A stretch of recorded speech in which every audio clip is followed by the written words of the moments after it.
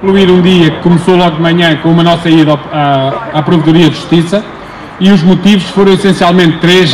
Há pouco perguntavam-me os senhores jornalistas quais eram as razões de hoje estarmos aqui. Eu diria que hoje, diretamente, estamos aqui primeiro pela aplicação da diretiva comunitária, que não é aplicada no ensino superior e que o Ministério da Educação insiste em dizer que o quadro legal para o ensino superior não precisa de ser alterado porque já prevê a aplicação da diretiva, o que não é verdade.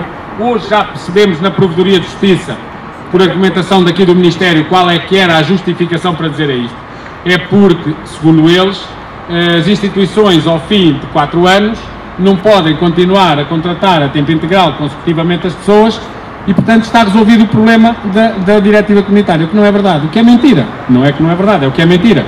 Porque aquilo que nós colocamos é que o que a diretiva aponta é no sentido, não apenas de não haver da parte das instituições um abuso naquilo que tem a ver com a contratação de pessoas para lugares que são necessidades, correspondem e constituem necessidades permanentes, mas também não tem só a ver com as instituições, tem a ver com as próprias pessoas, ou seja, não diz que ao fim de 4 anos a instituição tem que abrir uma vaga de quadro e que o professor que durante os 4 anos ali esteve vai para a rua. Não é isso, claro. Não é esse o sentido daquela diretiva. Portanto, o sentido é que a estabilidade seja conseguida ao fim desse tempo através, obviamente, do ingresso no quadro, através, obviamente, da conversão do contrato de trabalho a termo em contrato por tempo indeterminado. E é isto que nós entendemos e que nós defendemos e que nós requeremos hoje que aconteça. Portanto, na provedoria, eu penso que foi muito importante a reunião de hoje, porque foi perceptível, afinal, qual é que era a questão e que o problema não era,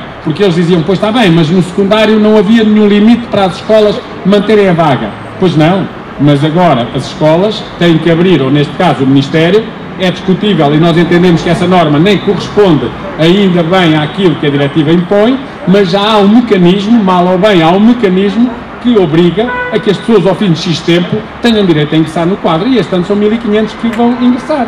Mal ou bem, quer dizer, nós podemos discutir é que havia outros que também deveriam entrar. Há outros que durante estes anos foram postos fora para não conseguirem que o requisito que é obrigatório fosse obtido. É verdade, isso é verdade. Provavelmente até não deveria ser ao fim de 5 anos, pela lei geral deveria ser de 3. Isto é tudo verdade. Mas há 1500 que mesmo numa lei restritiva que vão entrar. No ensino superior não há nada. Para ninguém. Seja no Politécnico, seja no Universitário, seja para os colegas que são leitores, não há nada. E, portanto, é isso que o Ministério da Educação não pode continuar a manter e que nos levou à Provedoria. Nós vamos agora entregar um documento elaborado também no plano jurídico, precisamente neste sentido. Hoje quisemos perceber exatamente qual é que era o sentido que na Provedoria de Justiça já havia, a opinião que havia em relação à matéria. Pronto. Em relação ao Ministério da Educação, sabemos qual é a opinião, porque o Secretário de Estado do Ensino Superior, há semana e meia atrás, já nos disse que considera que está tudo resolvido, o que não é verdade. E estes requerimentos de hoje têm esta importância grande, é que para além das ações coletivas que as organizações sindicais da FENPROF já entregaram nos tribunais, e que agora correm, mas enfim, correm, não é? Correm não, eu acho que até vão devagar, portanto, demoram sempre aquele tempo todo. Nós, para podermos entrar com ações individuais, temos que, em primeiro lugar, requerer aqui no Ministério, ter, ou a resposta positiva, o assunto está resolvido, não sendo isso e não se prevê que seja, temos que ter a resposta negativa deles fundamentada, e é com essa fundamentação que nós podemos avançar com ações individuais. E antes que seja tarde, isto tem que ser feito já. Já agora dizer que também sobre a diretiva, vamos ter segunda-feira, só falta fixar a hora, se 11 da manhã, se 2h30 da tarde, uma reunião com a delegação em Lisboa da Comissão Europeia, uma vez que a diretiva é da Comissão Europeia, portanto, precisamente só com esta questão, e também com o Presidente da Comissão de Educação da Assembleia da República. Falta apenas que o senhor nos dê a data, mas já está, portanto, aceita a realização de reunião sobre esta matéria. Pronto, isto sobre a diretiva. Outro assunto importante é o da compensação por caducidade. É preciso dizer que esse é um direito que, para aqueles cujos contratos terminam, não tem que ser requerido por ninguém.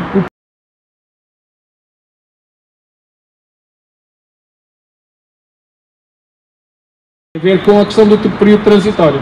O Sr. Secretário de Estado dizia-nos há dias que, bom, mas não há condições ótimas, mas há condições razoáveis. Se há uns que fizeram, também podiam fazer os outros. Isto é uma conversa dos diabos, quer dizer, que foi o que nós lhe dissemos. Por esta conversa, então, eles podiam deixar de pagar salário às pessoas, porque há pessoas que sem salário continuariam a viver, não é? Porque tinham meios para isso.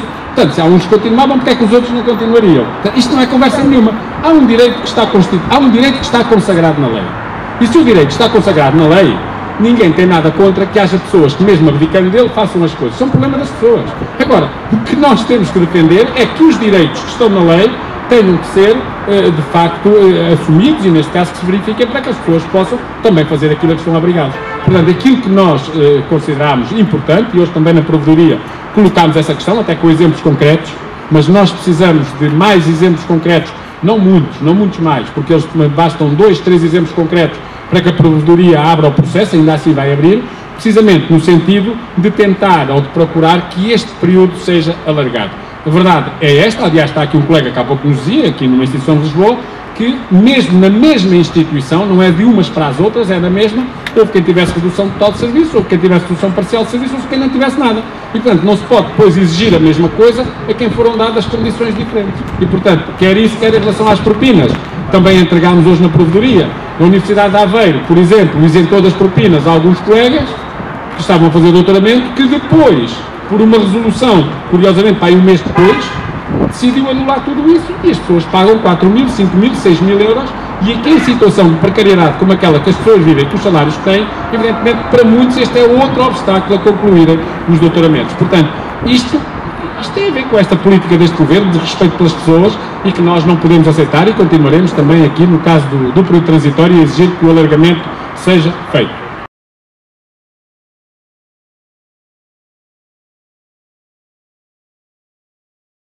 Isso quer dizer que paga a quem requerer, porque já vai percebendo que as pessoas esquecem, que deixam passar o prazo, que não requerem e, portanto, só paga a alguns. Isto não é assim. É obrigatório, porque são créditos que as pessoas têm a haver. No momento em que caduquem os contratos, as contas são feitas e eles têm que pagar essa compensação por caducidade. Dizer que, por exemplo, no caso do ensino secundário, o Ministério da Educação foi condenado 900 vezes, cerca de 900 vezes, a pagar a compensação a professores, precisamente porque também não queria. Mas cá está.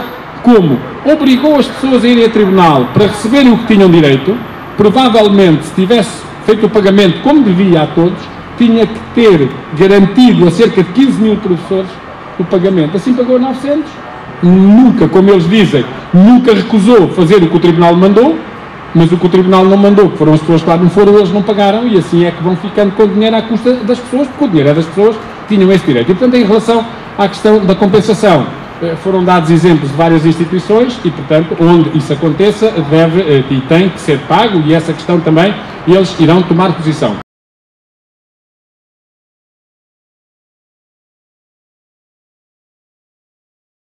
Com a questão do financiamento.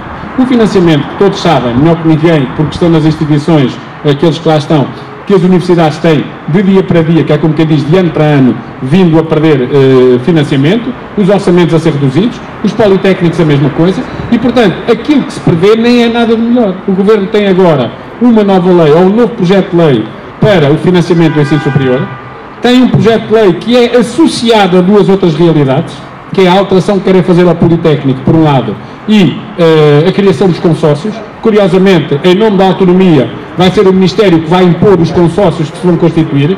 Em nome da autonomia, as instituições perdem a autonomia de tomar decisões à margem do que é a decisão do consórcio. Portanto, se nós fôssemos falar no básico e secundário, era assim uma espécie de mega agrupamentos, mas à escala de uma região, em que podem fazer mobilidade das pessoas de uns sítios para os outros, em que podem fazer aquilo que eles chamam a racionalização dos recursos humanos, que é como quem diz, pôr na rua uns quantos, porque juntando tudo já passam a ter mais gente, não é? E, portanto, é o que já acontece noutros setores e é aquilo que está aqui por trás. E, sobretudo, fazer outra coisa que é perigosíssima e que eles vêm fazendo aos poucos, que é substituir o financiamento público do Orçamento de Estado por financiamento da Comunidade Europeia, que é feito ao projeto. Ou seja, claramente estes territórios que eles querem constituir com os consórcios vão no sentido de, como eles dizem, criar melhores condições para poderem candidatar-se a fundos europeus e, portanto, nós podíamos dizer assim, mas para haver mais, não, para substituir, em vez de, é assim que agora funcionam. E se um dia aquilo acabar? E se um dia as elegibilidades de financiamento forem outras? E se um dia a senhora Merkel achar que até já há gente a mais, como já acha com o ensino superior, com cursos superiores, com licenciaturas, e tem que haver muito menos? Um dia aconteça o que aconteça, e que Portugal deixe de conseguir ter o financiamento do Fundo Social Europeu, de que passa a estar cada vez mais dependente, tenhamos a certeza que o Orçamento de Estado nunca mais absorve isso.